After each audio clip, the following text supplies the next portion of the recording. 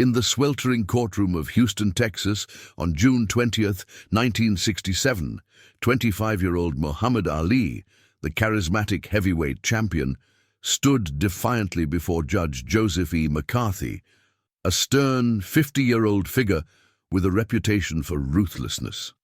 The air buzzed with anticipation as Ali, wearing a tailored suit that concealed the powerful physique of a fighter, faced the man who held his future in his hands. Ali's unwavering faith as a member of the Nation of Islam clashed violently with the government's demand for loyalty, a demand he wasn't willing to sacrifice. With the looming threat of 5 years in prison and a staggering $10,000 fine, the stakes could not have been higher. Fans and reporters crowded the gallery, murmuring about the potential ramifications of this historic trial that threatened not just Ali's career, but the very fabric of personal freedom.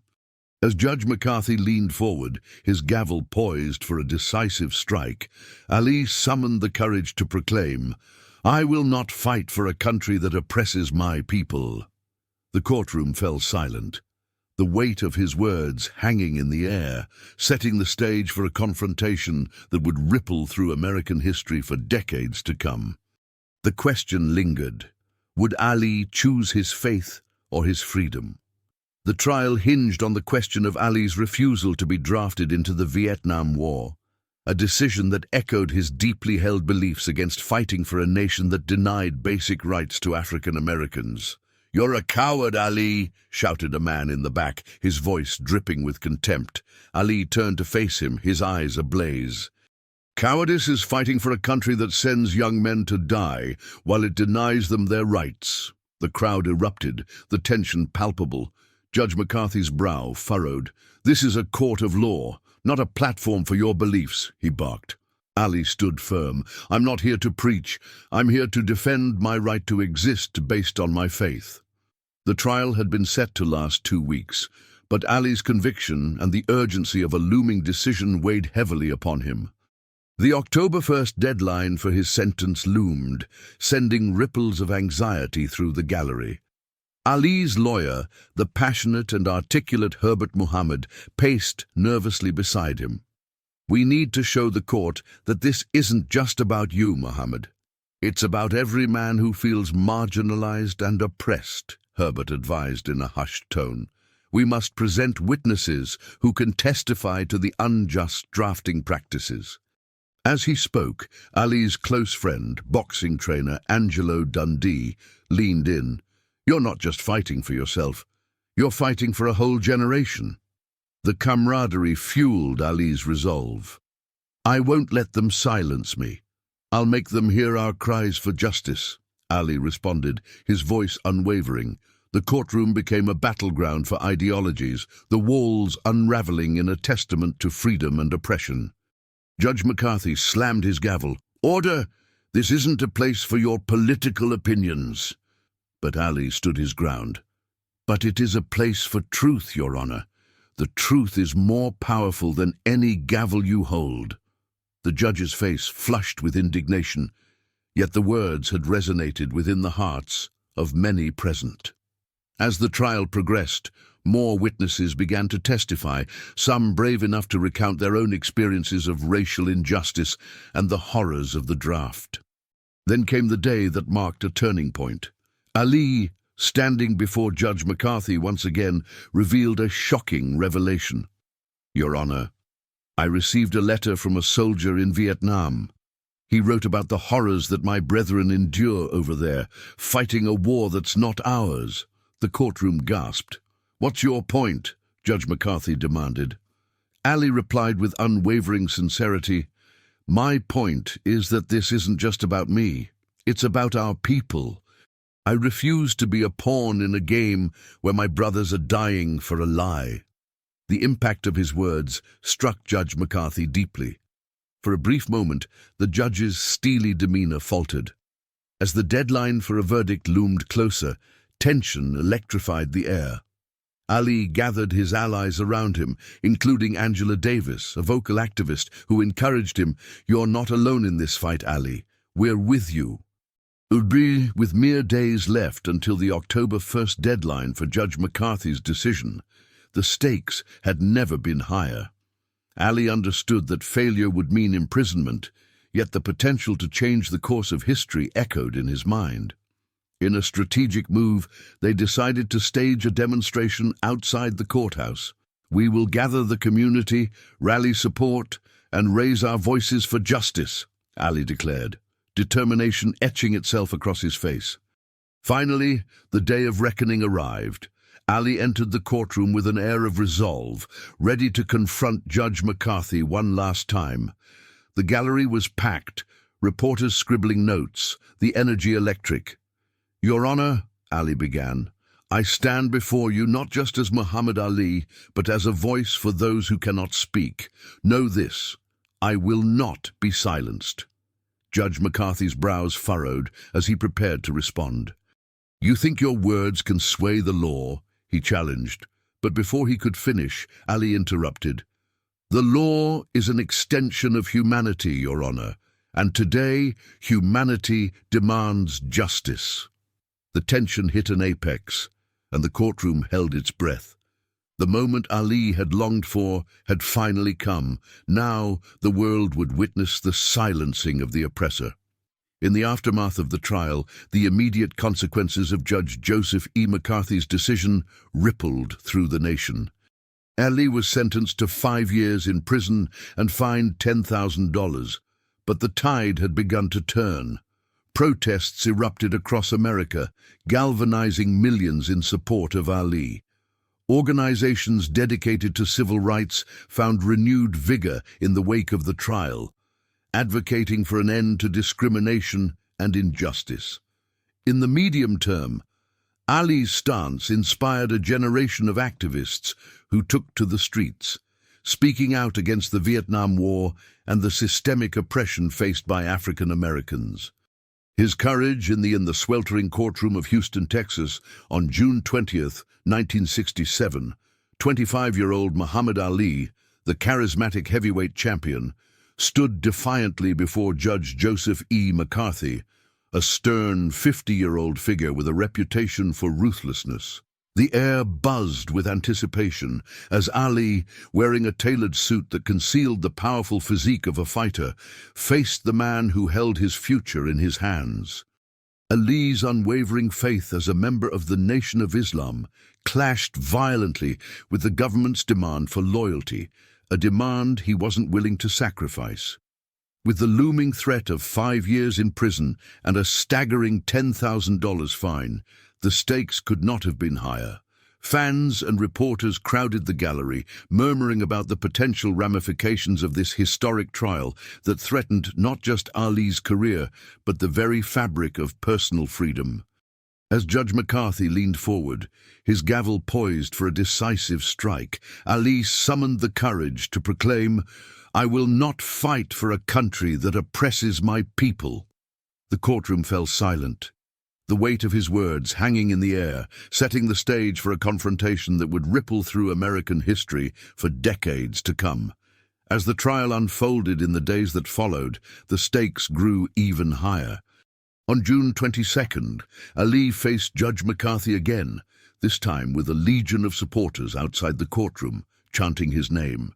Inside, the atmosphere was tense, palpable with the weight of expectations. "Your Honor," Ali began, his voice steady, "I refuse to serve in an army that sends me to kill my brothers in Vietnam while my own people are being oppressed here at home."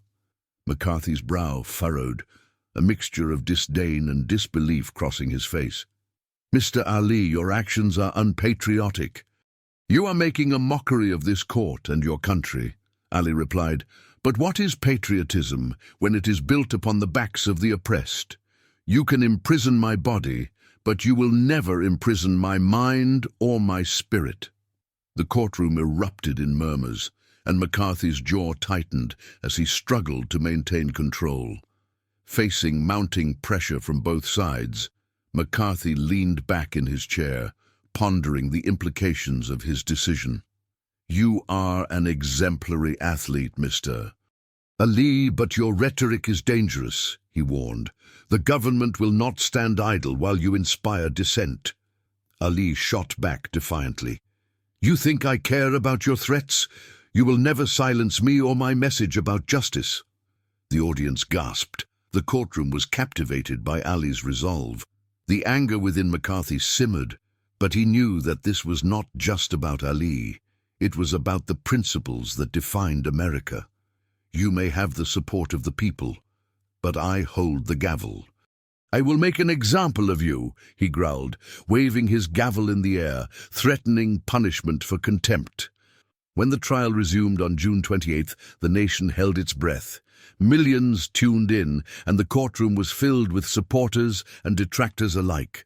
The conversation quickly turned to the implications of Ali's stance, with many questioning the validity of the charges against him. Ali, fueled by the energy around him, leaned into the debate. I stand for peace and equality. Is that a crime? He demanded. The judge's stern gaze flickered with the weight of the moment, and Ali pressed on. Your Honor, the world is watching. This isn't just about me. It is about the future of our nation and its moral obligation. McCarthy, visibly rattled, responded, You are using your platform for a dangerous agenda, Mr. Ali. Ali shook his head. No, I'm using it to demand justice. The tension was thick, and the decision loomed closer. As days passed, the courtroom morphed into a battlefield of ideologies, with Ali continuing his fight not only for his freedom, but for the collective voice of marginalized groups. Judge McCarthy, feeling the pressure from public opinion, knew he was walking a tightrope. Every word spoken had profound ramifications. Ali's supporters rallied outside, chanting slogans and calling for justice, while opponents flooded social media with vehement criticisms. Behind the scenes, some top government officials sought to distance themselves from the trial, acknowledging the potential backlash. Pressure mounted on McCarthy to render a verdict that would either uphold or challenge the prevailing standards of justice and patriotism. As the trial neared its climax, the nation held its collective breath. Ali's courage was inspiring a wave of activism across America, prompting dialogues that had been dormant for too long. The clock was ticking, and the world was watching. The courtroom was now more than just a place of legal proceedings. It had become a symbol of a clash between personal conviction and governmental authority. Ali's stand meant something. It resonated deeply within the hearts of those crying for change. As Judge McCarthy prepared to make his final ruling, Ali knew that whatever the outcome, he had already changed the course of history. His fight was far from over. His fight was far from over.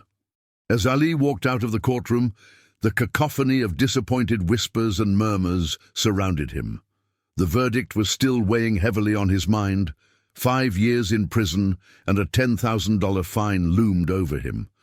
Yet Ali clung to a belief that transcended fear. His faith and his people mattered more than any sentence. Outside, reporters bombarded him with questions about the trial. "Mr. Ali, what will you do now?" one shouted, eager for a soundbite. "They can take my title, but they can't take my integrity," Ali replied, his voice a mixture of defiance and resolve. The crowd erupted in applause, rallying behind their champion. Although the judgment felt like a dagger to his heart, Ali understood that his battle was larger than the four corners of a boxing ring. Back in the confines of his mind, Judge Joseph E. McCarthy lingered like a shadow. Despite his initial conflict, Ali knew that the true fight lay not just in proving his innocence, but in changing the perceptions of an entire nation. The judge's stern face, lined with age and authority, reminded him of the fear that governed America, a fear of those who dared to challenge the status quo. As he sat in his car, his friend and fellow activist, Jim Brown, looked over at him, concern etched across his features. "Ali, you're facing a lot more than a court case," Jim said, gripping the steering wheel tightly. "This goes beyond you now. They want to silence you." Ali nodded, understanding the gravity of his situation. I know, Jim, but silence isn't an option. Not for me, not for anyone who believes in justice. Together they brainstormed how to mobilize support. Ali felt the need to amplify his voice, to foster understanding, and to unite those who were oppressed. They decided to organize a rally on July 4th, just 2 weeks away, to coincide with Independence Day.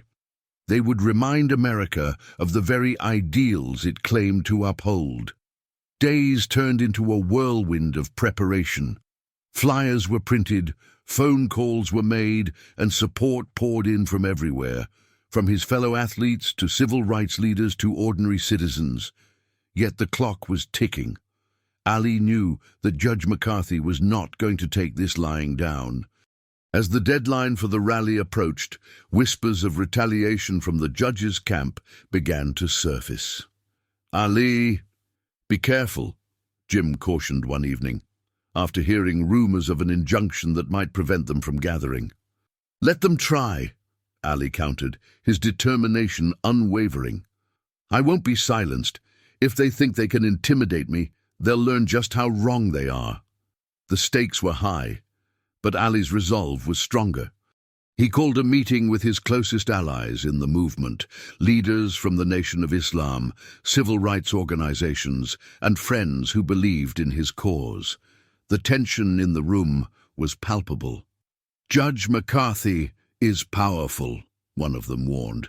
"If he gets a court order, we could be facing a backlash that could ruin everything." Ali took a deep breath, the weight of responsibility heavy on his shoulders. "What we stand for is worth the risk. We must show the world that our voices will not be drowned out by fear. This is bigger than just me. This is a fight for freedom." As he spoke, the fervor in the room ignited a flame of courage. They agreed to go forward, ready to confront not only the legal ramifications, but the deep-seated prejudices that threatened to tear apart the fabric of their society. Ali could feel the anticipation building, not just for the rally, but for the battle that lay ahead, against injustice, against oppression, and against Judge Joseph E. McCarthy himself. The tension in the courtroom was palpable as Muhammad Ali stood facing Judge Joseph E. McCarthy, whose demeanor radiated authority and disdain. "You think your faith gives you the right to disobey the laws of this land, Ali?" McCarthy's voice boomed, echoing off the stark walls of the courtroom. The weight of Ali's impending fate hung heavy in the air. "You are a traitor, and traitors belong in prison." Ali clenched his fists, feeling the sweat trickle down his spine. "I am not a traitor. I am a man seeking justice for my people," he countered, his voice steady yet laced with passion. "You talk about loyalty, Judge, but you don't even know what it means to be loyal to a community that's been oppressed for generations. I refuse to fight in a war that is not my own, a war that kills innocent lives while ignoring the struggles of my brothers and sisters." "You are an athlete, not a politician or a preacher," McCarthy snapped back, waving a dismissive hand. "Your job is to entertain, not to preach. You need to realize that your platform comes with responsibility, and that includes upholding the laws of this country." McCarthy leaned back in his chair, crossing his arms, as if to suggest he had already rendered his verdict. The spectators watched, captivated. A group of civil rights supporters had filled the courtroom, their determination evident in their chants. "Freedom for Ali!" But not everyone was on Ali's side. Some in the gallery whispered about how an athlete should not challenge the status quo. Among them was a local news anchor, a voice of the establishment, who scoffed, "He's just a boxer. What does he know about politics?" With each exchange between Ali and McCarthy, the stakes grew higher. The passion behind Ali's words ignited something in the courtroom. "Loyalty is an everyday battle, Judge," Ali declared, addressing the crowd now. "It's the battle to stand up for what's right, even when it means facing consequences. I will not be silent when my brothers are being slaughtered, not by a system that claims to protect us." McCarthy's face turned a shade darker, his irritation boiling. "Your defiance will not only cost you your freedom, Ali, It will cost you everything you've worked for. A 5-year prison sentence and a $10,000 fine are merely the beginning. I'll make sure you understand the consequences of your disobedience." Ali's heart raced, but he stood firm, anchoring himself in the principles that grounded him. "You can take my freedom, Judge, but you'll never take my voice. I'll speak the truth, and I will be heard. If you want to silence me, you'll have to do it from a prison cell, because I won't back down. I will not be broken." A hush fell over the courtroom as McCarthy took a moment to absorb the fervor in Ali's voice. "We will see about that, Ali," he finally replied, his tone cold and measured.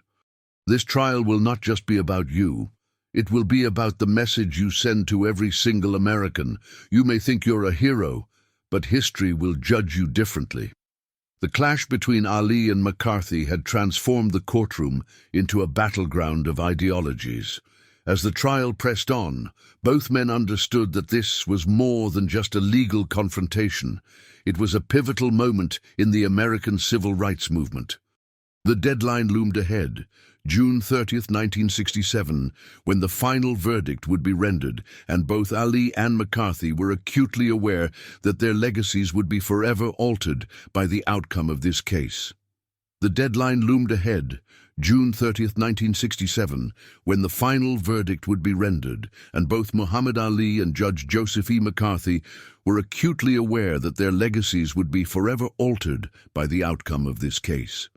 As the days ticked by, the atmosphere grew tense. Houston, Texas, was abuzz with debates and discussions about Ali's stance against the Vietnam War and his refusal to be drafted. Rallies supporting Ali popped up across the nation, and he found solace in the unwavering support from his allies, including fellow activists and prominent figures from the civil rights movement. One evening, Ali was gathered in a small meeting room at the historic Rice Hotel with a group of supporters, including Dr. Martin Luther King, Jr. and activist Stokely Carmichael. Their faces were lit by the warm glow of a single overhead bulb, casting serious shadows as they discussed their strategy. "You're not just fighting for yourself, Muhammad," Dr. King said, his voice steady and inspiring. "You're representing a much larger injustice. We need to ensure that your message reaches as many people as possible." Ali nodded, his jaw set with determination. "I won't back down, Dr. King. I refuse to be part of a system that perpetuates oppression. If it means going to prison, then so be it." The room erupted in murmurs of agreement and raw emotion. Stokely Carmichael chimed in, "You're facing a powerful adversary, Ali. McCarthy won't let this go. He'll do everything in his power to make you an example of obedience." Ali's eyes narrowed. He was all too aware of the threats looming over him. Meanwhile, Judge McCarthy sat in his office preparing for the final hearings.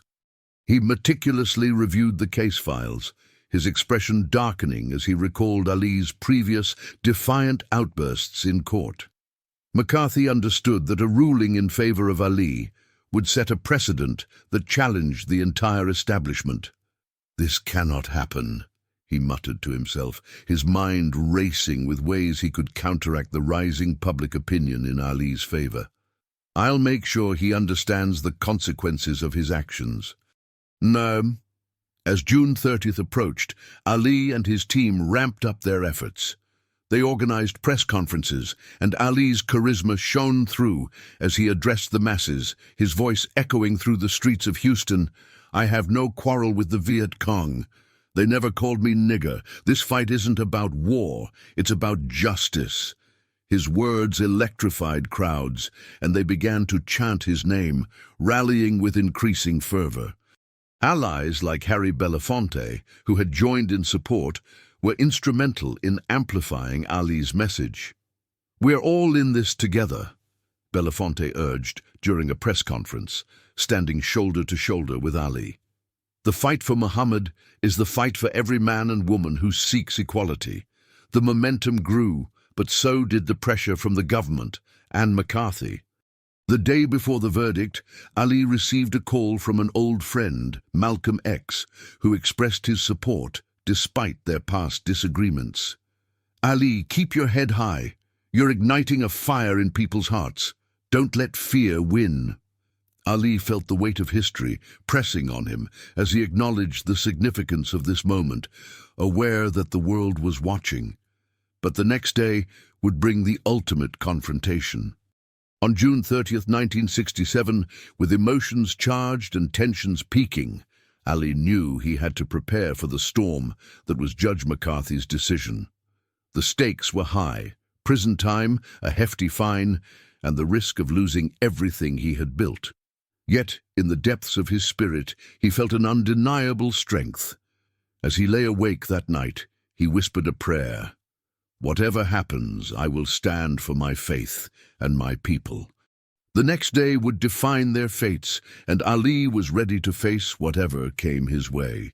As the sun began to rise on June 21st, 1967, the atmosphere outside the Houston courthouse buzzed with electric anticipation. Muhammad Ali, now 35 years old and standing tall with resolve, arrived with his supporters, ready to face Judge Joseph E. McCarthy once more. The air was thick with unspoken tension as reporters jostled for position and fans waved signs proclaiming, "Ali is a champion of justice." It was this very day that would determine not just Ali's fate, but the direction of American civil rights. Inside the courtroom, Ali took his seat, his gaze steady on Judge McCarthy, who sat with an air of arrogance. The judge had been known to dismiss dissenters, but Ali had become a symbol of resistance. The stakes were higher than ever: the looming 5-year prison sentence and a fine of $10,000 still hung over his head like a dark cloud. With each tick of the clock, the reality of their confrontation loomed larger. "Mr. Ali, do you wish to offer any final statements?" Judge McCarthy's voice echoed in the hushed room, a voice dripping with disdain. Ali rose, wearing the weight of not just his own struggle, but that of countless oppressed individuals. "Your Honor, I stand here not just for myself, but for those who have been silenced for too long. You ask for loyalty to a country that enslaves and oppresses my people. I say no. I cannot fight for a land that denies me my rights." His words reverberated through the courtroom, igniting a flicker of hope among his supporters. As Ali spoke, he locked eyes with McCarthy, whose expression hardened. "You think your words carry weight? You are just a boxer, Ali. A man with no power in the face of law." McCarthy shot back, his voice rising, emphasizing his authority with every word. "Power is not in the law, Judge. It's in the hearts of the people. Your gavel may be heavy, but my voice carries further than your bench ever will," Ali declared, his voice steady. The audience gasped at his audacity, and murmurs of agreement rippled through the room. "Are you really willing to lose everything for a cause you have no chance of winning?" McCarthy challenged, attempting to undermine Ali's conviction. "Everything? I've already lost everything that matters. My dignity is more valuable than any title, and my faith will keep me strong, regardless of your ruling," Ali retorted, his eyes ablaze with determination. The tension reached a boiling point as McCarthy slammed his gavel, visibly flustered. "This is a court of law, not a stage for your theatrics, Mr. Ali." Yet Ali was unfazed. "This is the stage of my life, Judge. I'll fight for what's right, even if I'm fighting against you in this courtroom. Silence may be your weapon, but I refuse to be another victim of oppression." Ali's powerful words took the courtroom by storm, igniting applause from the gallery as supporters rallied behind him. In that moment, Judge McCarthy's authority began to wane. Faced with the raw truth of Ali's convictions, he stuttered, "Order! I will not tolerate disruptions." Yet the crowd's support for Ali only grew louder. "We stand with Ali," they chanted, and it was clear that the tide had turned. In that instant, Ali had not only confronted McCarthy, but had publicly silenced him, his defiance resonating far beyond the walls of the courthouse. The immediate consequence was palpable. Ali's supporters felt emboldened, and whispers of rebellion against systemic injustice began to take root across the nation. The press caught fire with Ali's words, igniting a movement that would shape American history. The press caught fire with Ali's words, igniting a movement that would shape American history. In the hours following the courtroom drama, as news outlets raced to report the fierce exchange, the nation felt a shift in its collective consciousness. Protesters gathered outside the courthouse, chanting Ali's name and rallying behind his message. "What he said in there resonates with us," shouted a young activist named Clara Johnson, clutching a sign that read, "Freedom for Ali, freedom for all." Within 24 hours, marches were organized across the nation, clamoring for not only Ali's freedom but also for civil rights.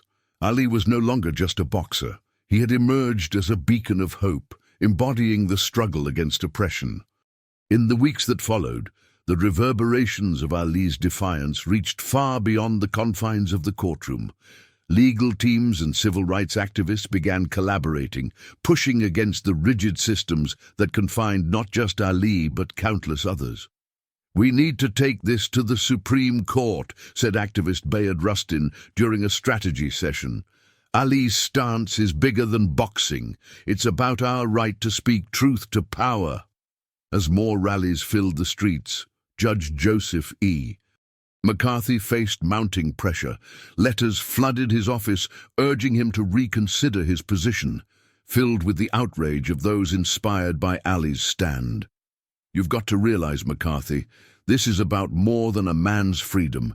It's about dignity," a local councilman told him in a tense hallway confrontation, making the stakes even more personal for the judge. The unfolding situation became a national spectacle. Days turned into weeks, and every mention of Ali unearthed a tidal wave of passionate discourse on patriotism versus dissent. But Judge McCarthy remained steadfast, unwilling to back down. As the deadline loomed closer for Ali's sentencing, the climactic showdown felt inevitable. "You think a few protests will change my mind?" McCarthy shot back at a reporter during a press conference, his frustration palpable as he dismissed the swelling public support for Ali. "I will enforce the law, no matter how loud the voices outside get." Amidst this escalating tension, Ali prepared for the inevitable confrontation with a quiet resolve. As the clock ticked down, the courtroom was filled to the brim on the day of sentencing, September 10th, 1967. Ali, flanked by his legal team, looked powerful yet contemplative. The crowd was electric, filled with supporters who had come to witness history. The moment Judge McCarthy entered and took his seat, the air felt thick with anticipation. Ali rose to speak once more, his voice steady but charged with emotion. "What I stand for is not just for my freedom. It's for every man, woman, and child who has been silenced. You cannot silence justice." The judge shot him an incredulous look. "You think you're a hero. You're a coward running from duty," he retorted sharply. But Ali remained undeterred. Finally, after a heated exchange, Ali confronted the judge directly. "A coward is one who blindly follows orders that oppress," Ali declared, his voice echoing through the courtroom. "You may sentence me, but I will not be silenced. My voice will rise far beyond these walls." With that declaration, the atmosphere shifted. The crowd erupted into a frenzy of cheers and applause, echoing every word. Ali had not only silenced Judge McCarthy with his principled stand, but he had galvanized a nation, creating a movement that would see voices of the oppressed join in solidarity. The immediate fallout was seismic. News of the courtroom confrontation snowballed across the country. Within 24 hours, major networks reported on Ali's bravery, framing him as a defiant hero against a backdrop of war and injustice. Citizens rallied to his cause, politicians scrambled to align themselves with the burgeoning movement, and fundraisers began to accumulate resources for Ali's legal battles. On a social level, the conversation surrounding race, war, and patriotism transformed overnight as Ali's words penetrated the hearts of Americans across racial and social divides. In the medium term, Ali's impact was profound. Over the next 6 months, the landscape of civil rights activism shifted dramatically. His bravery inspired a new generation of activists who found in his story the courage to speak out against injustices in their own lives. Legal teams across the country, galvanized by his actions, began to take on cases that challenged systemic racism and injustice. Rallies gained momentum, drawing thousands as more people embraced the narrative that Ali had cultivated, a narrative of courage, truth, and unyielding defiance against oppression. But the long-term consequences of Ali's stand reached even further. Over the next 5 years, the cultural fabric of America was irreversibly altered. Ali became a symbol of resistance, inspiring artists, musicians, and writers to articulate the struggles of marginalized communities. His principled stance against the Vietnam War led to a broader discourse on patriotism and the moral implications of military service. Eventually, the Supreme Court took up his case, and in 1971 they ruled in his favor, vindicating Ali's beliefs and forever altering the legal landscape concerning conscientious objection. Ali was not just a fighter in the ring.